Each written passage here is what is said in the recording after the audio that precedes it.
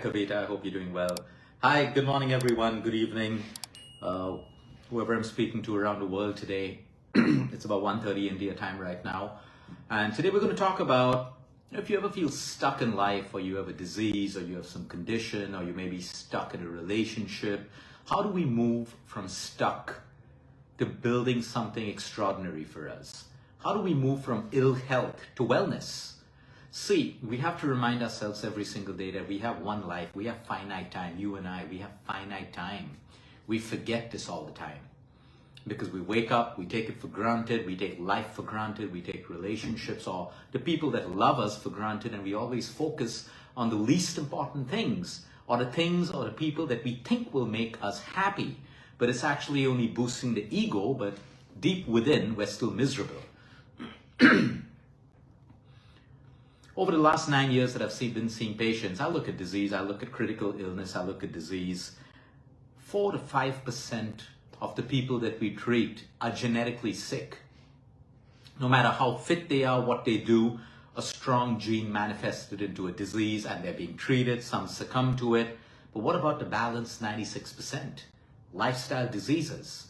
One of the biggest causes of lifestyle disease today is ruled by your emotional health. Nutrition is important, so is your exercise, so is your sleep. Your emotional wellness controls everything. If you're feeling low, if you're feeling tired all the time, you're negative, you're angry, you're sad, you don't crave apples and oranges and pumpkin seeds and the foods that are good for you. You crave junk food. That's why there's an industry that's making junk food as comfort food to help you. Oh, you're sad? Come, eat this. Oh, you're feeling low today? Come and have this. Filled with sugar, salt, hydrogenated fats, and that causes all of our ill health. Coupled with inactivity.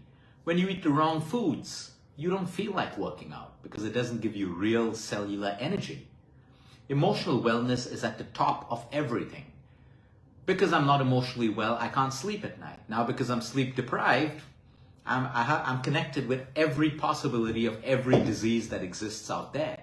Inflammation, low immunity, and everything else. So we're going to break it down today in emotional wellness, and we're going to talk about if you and I have a home, do we allow the home to fill up with dirt, with trash? Do we allow the home, do we invite enemies into our home?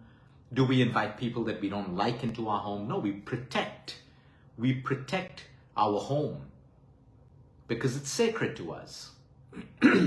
The point that I'm trying to make right now is, why do we allow garbage to get into our minds and into our heart? Why do we not protect this fragile, intelligent, powerful mind? The same way we protect our spaces that we build physically. Why do we allow ourselves to hear things that can demoralize us? We have a choice. Why do we allow ourselves to watch mindless entertainment that is building a thought process in you, is building a belief system, is building new perceptions, and all of that is controlling and determining your new behavior. Your new behavior is determining how you will behave and your actions determine how you experience life. The point is, today, we are exposed to so much. All the more reason we have to guard what goes into our mind.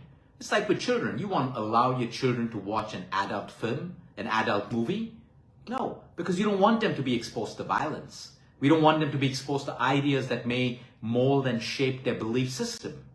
So that's why every movie has a rating. Right thing, right place, right time is real in life. When you allow anything to get into your mind, it starts to change you at every level. No one is enlightened enough to segregate what is going on in your mind. That is why we mindfully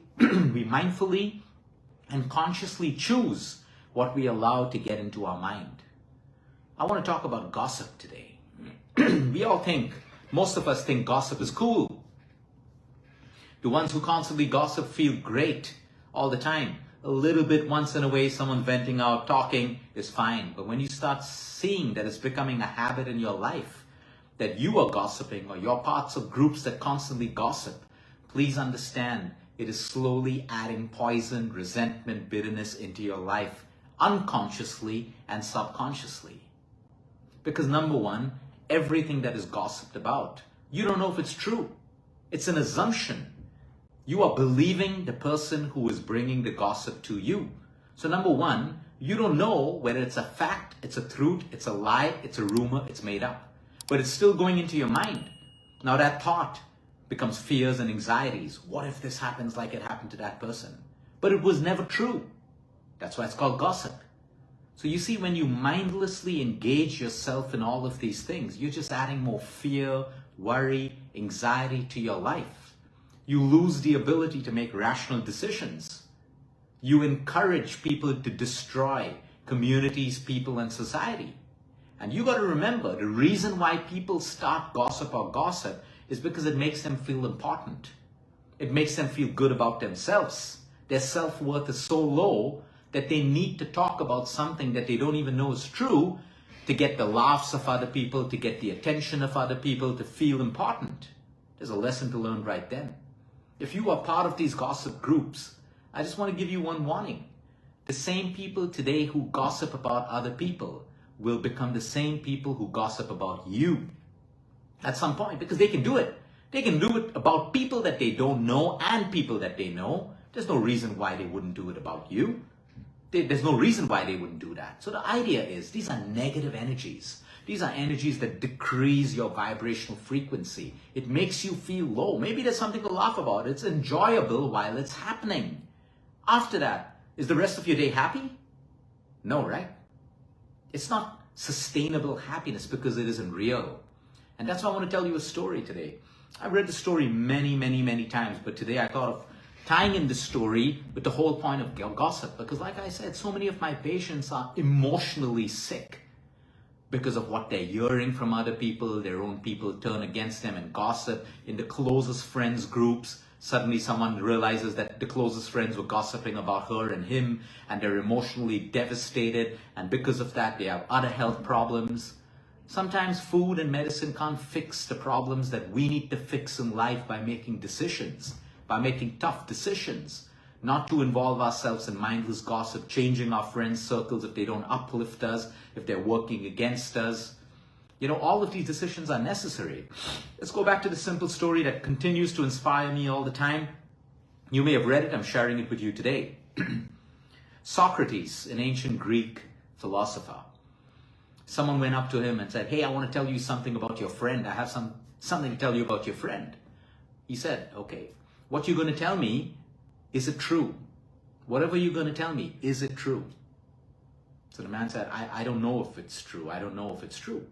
He said, there are 3 filters or 3 sieves that we use when anyone wants to come and tell us stuff. The first is it true? The man said, no, I don't know if it's true. So he said, okay, good. So you're telling me something about my friend that you don't know is true. The second filter, kindness. Is what you're going to tell me about my friend good or bad? He said, it isn't good. In fact, it's quite bad. So Socrates said, so what you're going to tell me about this friend is, number 1, you don't know it's true. Number 2, it's not good, it's bad. The third sieve or the third filter was, whatever you tell me about this friend, is it going to be useful for me? And the man said, no, it's not going to be useful. So Socrates told this man, you want to tell me something about my friend which is not true, which is bad, and it's useless for me. It's better you don't tell me anything. Now take this lesson to life today, where we allow our minds to be filled with what people around us tell us. We believe anything on social media. We believe all parts of the news. We believe opinions of other people. We try to get validation all the time. Put it through the 3-filter test. It's as simple as that. It's as simple as that. When you work in organizations of people, employees are always talking against, and there are rumors, there are gossip, because everyone's trying to pull down one another. Whenever someone comes up to you, guard your mind. Put them through these 3 simple filters. Everything you're watching on the news, is it true? We know it isn't true. Is it good for us? Is it adding value to our life? No. Is it useful? No. Why do we watch the news? Or why do we watch all the news? Maybe you can watch some part of the news, like maybe the weather or something that's close to your work or what you do.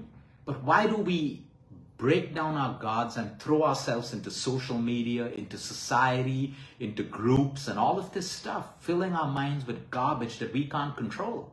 And then all of that becomes our thought process, it becomes our mindsets, our new belief systems, and all our fears, anxieties, and behaviors are born out of that. So remember the 3-filter process that Socrates has taught the world years and years and years ago. It makes so much sense.